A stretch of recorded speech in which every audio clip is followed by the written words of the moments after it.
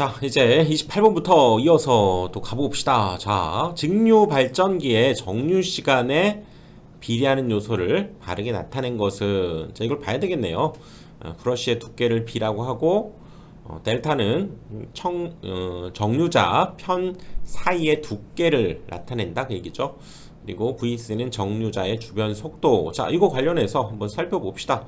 이렇게 정류자 편이 이렇게 있고요. 거기에 절연물에 이렇게 두께가 있을 때, 그쵸? 브러쉬가 이렇게 움직이게 되는 거죠. 그래서 이 브러쉬의 폭을 B라고 하고, 이 절연물의 두께를 델타라고 했을 때, 그때 정류 주기가 어떻게 된다고 그랬습니까? 바로 이제 여기 진입하는 그 순간부터, 그쵸? 1번을 벗어나는 이 순간까지. 그렇기 때문에 사실상 요 길이가 된다 그랬죠? 요 폭. 그렇죠? 그래서 이 길이는 여기가 지금 B고요. 그 다음에 요 길이가 델타니까, 그렇죠? 이 폭은 B에서부터 델타를 뺀 것이 되고, 그리고 우리가 시간은 거리를 속도로 나눠주는 거죠. 그래서 회전 속도로 나눠준 값, 이것이 바로 정류 주기가 된다 그랬죠. 그래서 브러쉬 폭에서 절연물 두께를 뺀 것을 속도로 나눈 것이 시간 정류 주기가 되는 거죠. 그래서 이때 VC분의 B-델타 이렇게 되기 때문에 여기에서 비례하는 요소, 시간에 비례하는 요소, 얘가 시간이기 때문에요. 요거죠. 요거 B-델타 브러쉬 두께 정류자 편. 자, 29번 정류기에 양호한 정류를 얻는 조건이 아닌 것은, 자, 정류기에서 양호한 정류 같이 한번 살펴봅시다. 그쵸? 원래 이렇게 정류 곡선이 이렇게 직선으로 정류될 때가 이상적이었고요. 아니면 이런 정연 정류까지도 우리가 좋은 정류다 이렇게 볼 수 있는데, 여기에 뭔가 천천히 떨어져서 훅 떨어지는, 이걸 우리가 입구 입장에서 본다고 그랬죠. 출발 입장에서 보면 뭔가 부족하죠. 그래서 얘를 부족 정류 그랬고, 또 얘가 처음에 너무 과하게 뚝 떨어지는 경우, 이걸 우리가 과정류다. 즉 여기 정류가 되는 이 초기 입장에서 바라봐야 된다는 얘기죠. 그렇게 되니까, 자, 양호한 정류를 위해서는 평균 리액턴스 전압이 작아야 된다는 얘기죠. 그래서 보극을 설치하는 것은 전압 정류다 이렇게 했었고요. 그 다음에 인덕턴스 L을 좀 작게 해야, 그쵸? 이걸 작게 해야 이 리액턴스 전압이 작아지죠. L에 비례하니까. 그래서 그걸 위해서 단절권과 분포권을 채용한다고 했고요. 또 정류주기, 이런 정류주기 시간이 크게 되면 이 값 전체, 이 값은 작아지게 된다는 얘기죠. 그래서 정류주기도 크게 하고, 브러쉬의 접촉저항을 크게 하기 위해서 탄소질의 브러쉬를 쓰게 된다 그랬죠. 이걸 우리가 저항 정류다 이렇게 얘기했죠. 그래서 정류 주기를 크게 할 것 맞죠. 그 다음에 인덕턴스 작게 할 것, 리액턴스 전압을 작게 할 것, 뭔가 다 일관성이 있죠. 브러쉬의 접촉 저항을 크게 해야죠. 이것이 옳지 않죠. 탄소질의 브러쉬를 써서 4번이 답이죠. 그래서 접촉 저항을 크게 하면 전류가 줄어들기 때문에 불꽃 발생을 억제하게 된다 그 얘기죠. 30번 직류기에 정류 불량이 되는 원인은 다음과 같다. 이들 중에서 틀린 것은, 이제 불량의 원인들을 찾아봐라 그 얘기죠. 리액턴스 전압이 과대하다, 크다. 그렇지. 뭔가 불량의 원인이고요. 보극과 전기자의 권선을 직렬로 연결한다. 이것이 옳지 않죠. 이거 보상권선이죠. 보극권선이 아니고 보상권선을 직렬로 연결하는 거죠. 또는 뭐 그렇게 되면 이건 전기자 반작용이 되기 때문에 아무튼 정류불량과는 크게 관련이 없고요. 또는 뭐 보극을 설치한다는 건 맞지만 이것이 옳지 않죠. 보극이 부적당하다, 그렇지, 불량의 원인이 되고요. 브러쉬 위치 및 재질이 나쁘다, 맞죠. 2번이 답이 되는 거죠. 31번 전기분해 등에 사용되는 저전압 대전류 증류기에 어떤 질의 브러쉬가 사용되는가. 저전압 대전류, 이것은 금속 극연질의 브러쉬가 쓰입니다. 저전압 대전류, 금속분해, 전기분해 등에서 사용되는 그래서 브러쉬의 종류에는 탄소질 브러쉬, 접촉조항을 크게 하기 위해서 직류기에 보통 쓰고요. 흑연질 브러쉬에는 전기 흑연실 브러쉬가 있고요. 대부분 사용하고 있고, 금속 흑연질 브러쉬는 전기 분해 등의 저전압 대절용에서 사용한다는 거죠. 금속 흑연질 브러쉬입니다. 2번이 답이죠. 3번이 답이죠. 3번이 답이죠. 3번 금속 흑연질 브러쉬. 32번 직류기의 정류작용에서 전압정류절을 하고자 할 때 어떻게 해야 되는가? 전압정류는 보극이었죠. 보극이 전압정류. 그 다음에 탄소질, 그렇죠? 탄소질의 브러쉬를 쓰게 되는 것이 저항정류, 이렇게 얘기한다고 그랬죠. 저항정류. 자, 보극을 설치하는 것이 전압정류. 그래서 2번이죠. 2번. 계작원선이 전기자의 병렬로만 연결되어 있는 직류기를 구하라 그랬죠. 병렬로만 연결되어 있는 거 뭐였습니까? 병렬로만 되어 있는 거 분권이죠. 분권. 우리가 분권 발전기 생각해보면 전기자와 이 계자가 이렇게 병렬로 연결되어 있는 거죠. 병렬. 그래서 분권기죠. 분권기. 우리가 직권기는 이렇게 직렬로 연결되어 있죠. 직렬로 연결되어 있는 전기자가 이렇게 있을 때 이렇게 직렬로 연결되어 있는 거 직권기고요. 그 다음에 이 분권과 직권이 혼합되어 있을 수 있죠. 혼합되어 있을 수 있습니다. 그것이 복권기였죠. 그래서 분권기는 병렬로만 접속, 직권기는 직렬로만 접속되어 있고요. 복권기는 직병렬로 접속되어 있는 기기죠. 34번 직류기의 정류작용에 관한 설명 중 틀린 것을 골라라. 자, 정류작용. 리액턴스 전압을 상쇄하기 위해서 보극을 둔다 그랬죠. 그거 자체가 전압정류, 그렇죠? 옳은 말이고요. 정류작용은 직선정류가 되도록 하는 것이 좋다. 그렇죠. 이렇게 직선정류가 좋은 거죠. 이상적인 직선정류. 보상건선은 정류작용에 큰 도움이 된다. 그렇죠. 큰 도움이 되죠.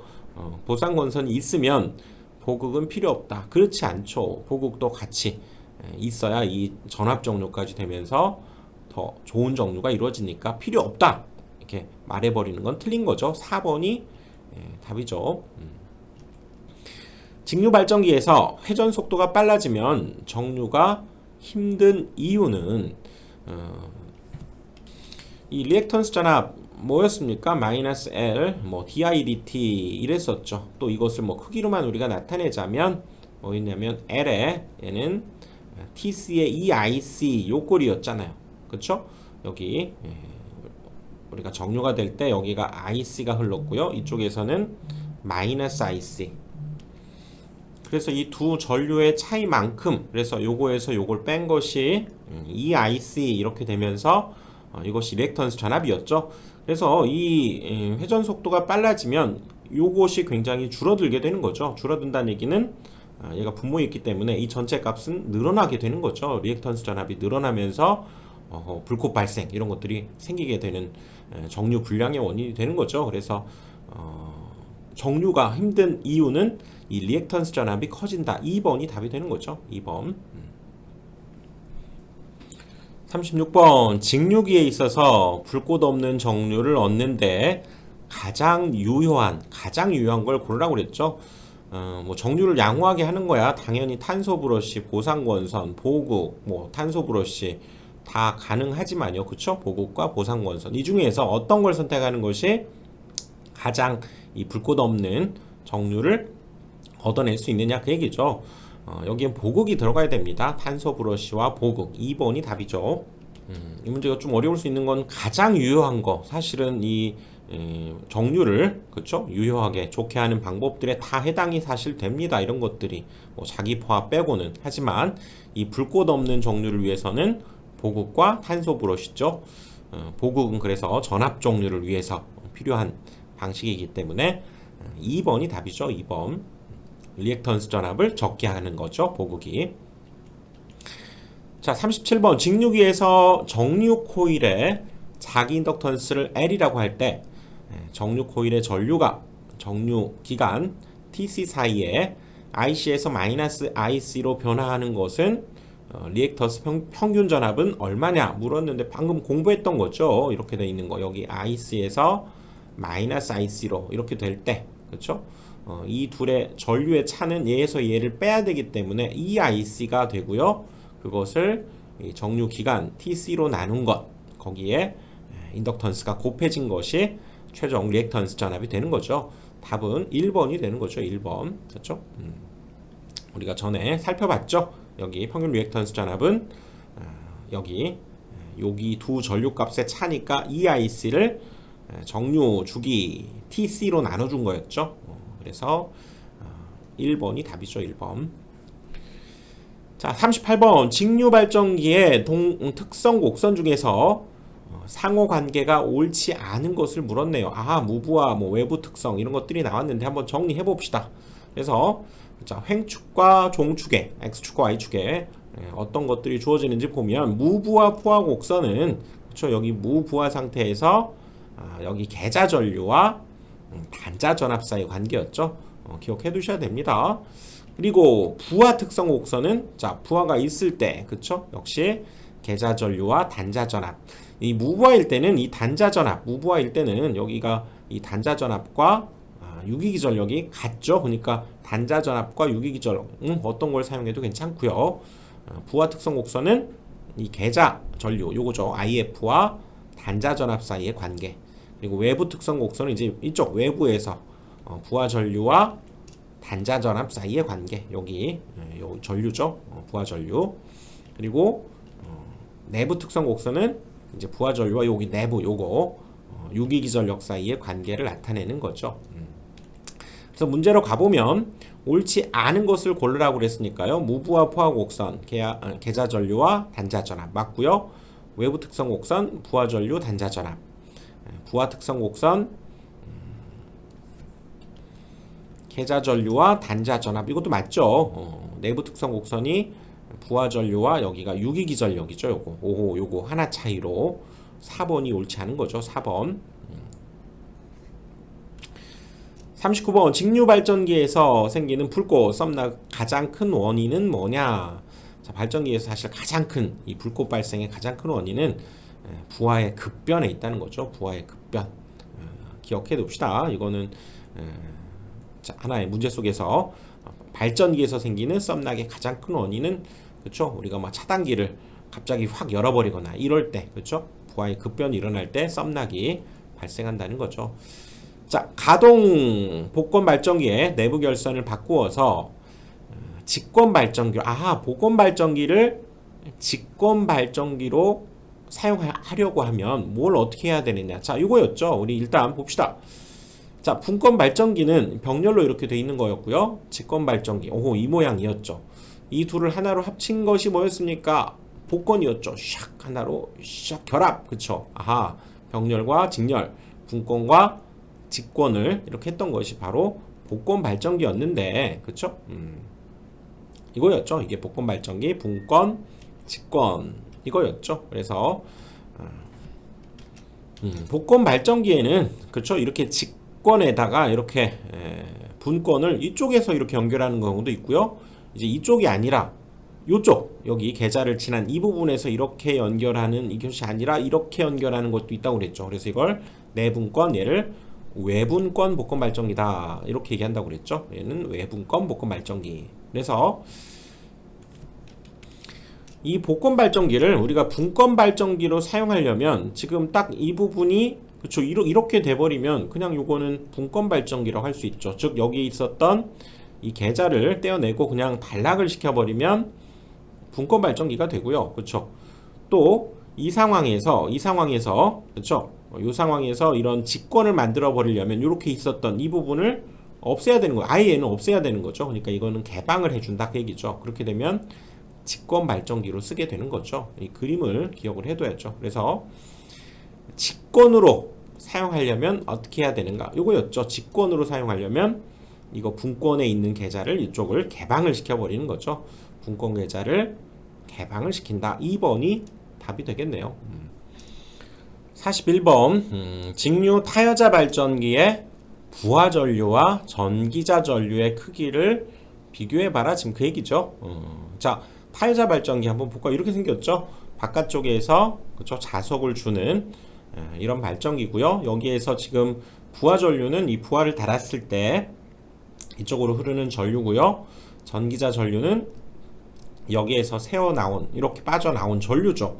근데 얘가 이렇게 빠져나와서 어디 딴 데 갈 데가 있습니까? 다 여기로 가지. 그러니까 전기자 전류와 이 부하 전류는 이 타여자 발전기에서는 둘이 같을 수밖에 없죠. 그치? 전기자 전류와 부하 전류는 서로 같다. 3번이 답이죠. 부하 전류는 서로 같다. 42번 직류 분권 발전기를 역회전하면 어떻게 됩니까? 분권 발전기 잘 돌리다가 거꾸로 돌려버리면 이것은 자 직류 분권 발전기가 자여자인지 타여자인지를 알아야죠. 그래서 타여자 같은 경우는 방금 우리 여기 살펴봤던 대로 타여자 같은 경우는 얘가 늘 자속을 주고 있기 때문에 얘가 이쪽으로 돌든 이쪽으로 돌든 그쵸? 발전이 늘 가능한 거죠. 타여자 발전기. 하지만 이 자여자 발전기죠. 직류 분권이라고 하는 것은 지금 요거잖아요. 자여자 발전 이렇게 생긴 전기자가 이렇게 있을 때 그쵸?